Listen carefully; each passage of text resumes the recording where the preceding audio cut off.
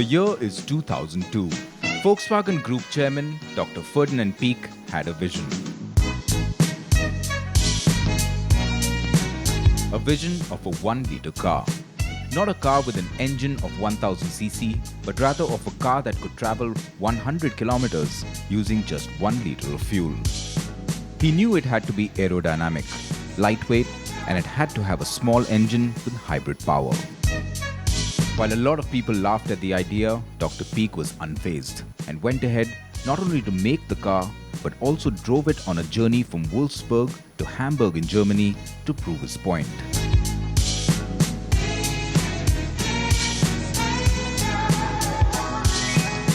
On this historic drive, this 1-litre plug-in hybrid covered the distance of 175 kilometers, averaging an astonishing 112.3 kilometers to a single litre of diesel, consuming just 1.55 litres of diesel for the entire 175-kilometer journey, or just 0.89 litres per 100 kilometers.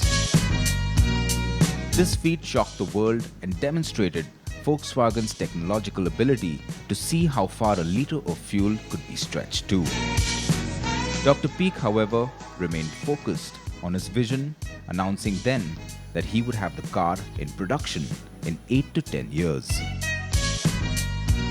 In 2011, the limited edition L1 debuted at the Qatar Motor Show, and it wowed the world with its cutting-edge technology. Fast forward to 2015, and we found ourselves at the very place that birthed this 1-litre car concept, Wolfsburg. You want to know just where?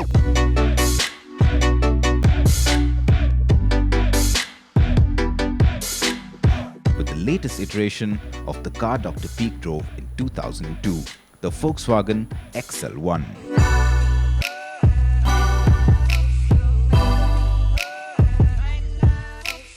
One of the key aspects in the automobile industry and in the enthusiast world, as far as forward motion is concerned, and which delights so many enthusiasts and laymen, was the term miles per hour, and also about accelerating from standstill to whatever in the number of seconds, the lower the better.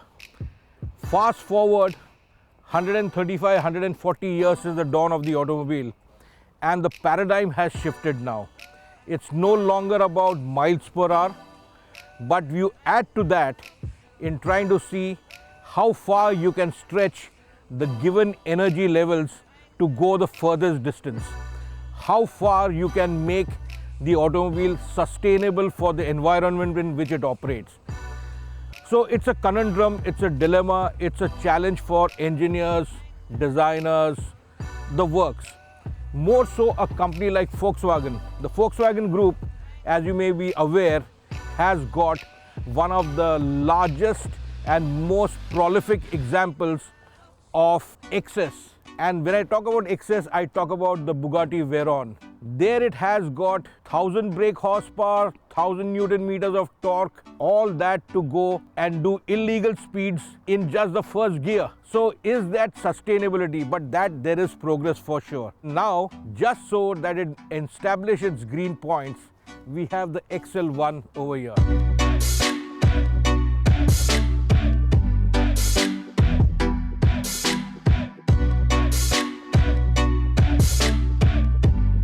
Technological tour de force to impress upon any and everyone what you can do to go 100 kilometers using less than 1 litre of diesel, has electric assist, weighs just 795 kilograms, is passing all the crash worthiness standards which Europe can throw up, and boy, does she move. 160 kilometers per hour as well, and 0 to 100 in 12.5 seconds. It is a veritable technology demonstrator of the highest order. Let's go and put it through its paces here on this murky day in Wolfsburg. I'm sure the car will brighten up the surroundings.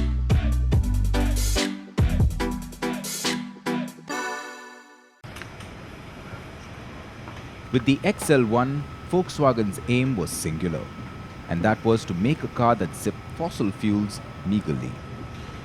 To achieve this, Volkswagen engineers rethought everything, from aerodynamics to weight to the use of composite materials to reduce any excess.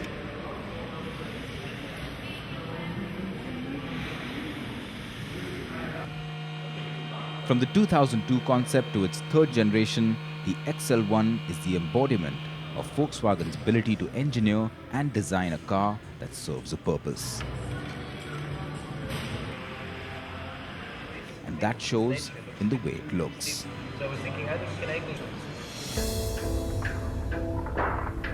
Overall dimensions are very compact, and that's understandable considering it's designed to cleave through the air with minimal drag and therefore the small frontal area and narrow and flat body form.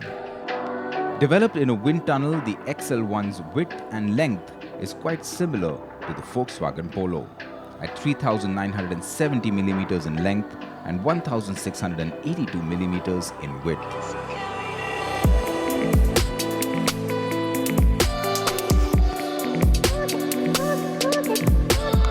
However, it does sit a lot lower than the Polo at 1,184 mm. Those smooth and flowing body panels are made entirely of carbon fiber and contribute a lot to the XL1's low drag coefficient of 0.186. The design also incorporates scissor doors as well as cameras for rear view mirrors to further improve aerodynamics and efficiency. If anything, one could easily mistake this car for a sports car rather than something that is purpose-built for maximum mileage.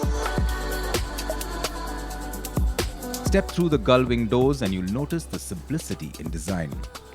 There's space for two adults sitting in tandem, albeit slightly offset from the driver's seat. Carbon fiber is used liberally on the inside as well to keep weight issues at bay. Apart from the rear-view cameras, the XL1 also packs in usual telltale dashboard switches and battery-charged readout meters. It's a Spartan space, but one that's high on purpose.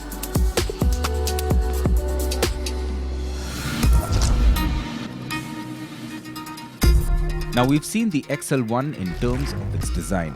Time now to see what makes it move. Under the hood, the XL1 houses an 800cc turbo diesel engine and an electric drive system that works seamlessly. The propulsion system is at the heart of the matter, but then there are too many hearts filtering all around this car, which is full of promise. This is the engine compartment. Packs in a 2-cylinder 800cc diesel motor. The diesel is then comes across a clutch along with a flywheel generated electric motor and then the DSG gearbox. We have got two cooling systems for this car.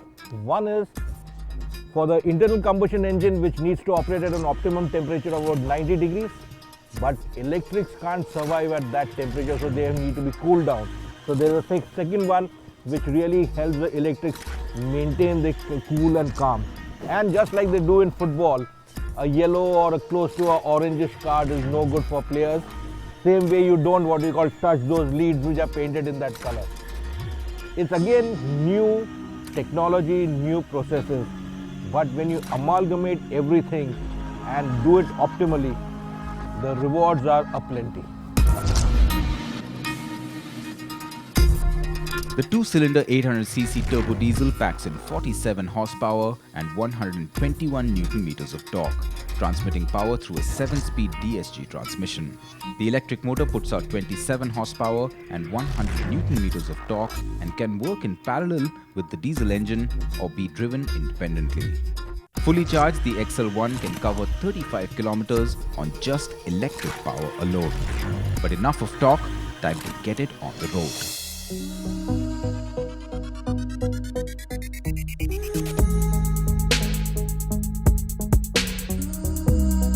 The first thing which strikes you when you drive the XL1 is that you are perennially looking at a different level to see the outside rear view mirrors, because it is all about the TV screens here which give you an indication of what's coming at you from the rear, give you a thing. So you have to adjust that. There is no rear view mirror mid-mounted on the center of the windscreen. So it's a different take. Apart from that, maybe the proximity of the co-passenger is close. It's offset a little bit to the rear. So you will have both a front seat passenger as well as a back seat driver. So woe forbid your mother-in-law gets in the next seat along with you. The XL1, for all its technology, for all its advancements in the cause of motoring, is still a very conventional car to drive, and she drives very well. Controls are just normal as you would find in any mainstream Volkswagen, or for that matter, any mainstream Indian car as well. She is slightly firmly sprung, but then that is because it's got a very narrow track, and the track to wheelbase ratio is also in keeping with safety. The tires are low rolling resistance because they are an ingredient in getting the Hero Honda beating fuel efficiency from a four-wheeler, and she runs very, very comfortably for driver and occupant. I'm trying hard, been reaching out for a rainbow. I made a start, but didn't have any love shown.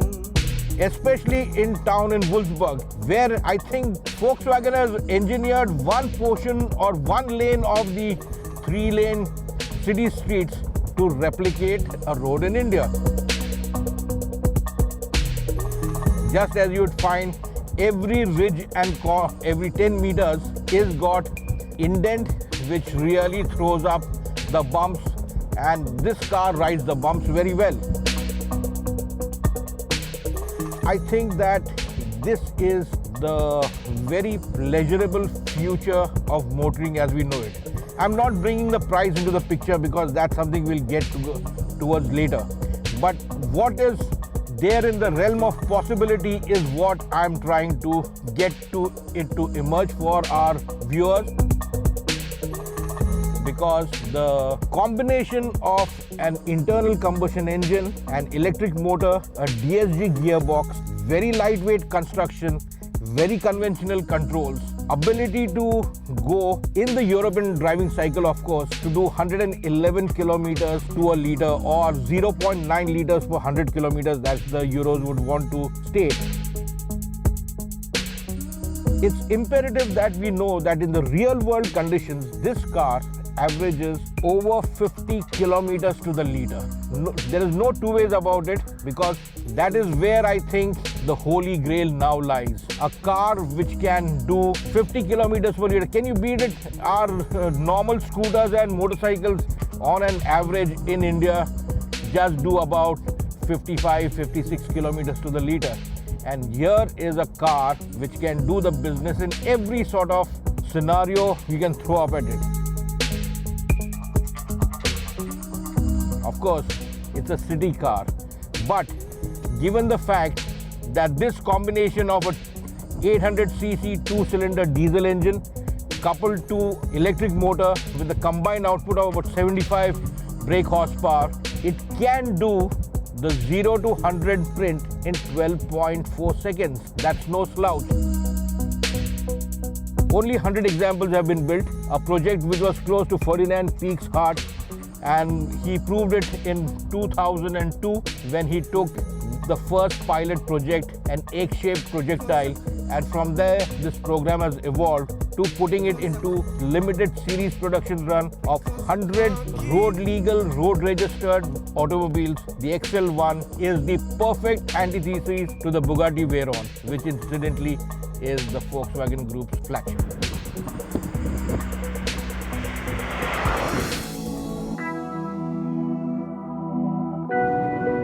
While the Bugatti Veyron that Adil mentioned earlier is one form of excess, the XL1 is another, albeit on the other end of the spectrum. And by that, we mean the lengths to which engineers have gone to keep the XL1 not only light, but safe. And that's thanks to the extensive use of carbon fiber reinforced polymers. Of the XL1's 795 kg weight, 227 kgs are taken up by the entire drive unit, including the battery. Another 153 kgs are used up by the running gear, and another 80 kgs are taken up by the equipment and 105 kgs by the electrical system. Do the math and that leaves us with 230 kgs, which outlines the weight of the body that's built largely of carbon fiber. And that includes the scissor doors, the front windscreen and the highly safe monocoque. Of all this weight, only 184 kgs of the XL1's total weight are parts made from steel and iron. The rest is distributed using polymers, natural fibers, process materials and electronics. Crash safety is a high priority as well, with a high-strength monocoque that uses load baths and sandwich structures in its design, along with front and rear aluminium structures to keep its passengers safe and sound.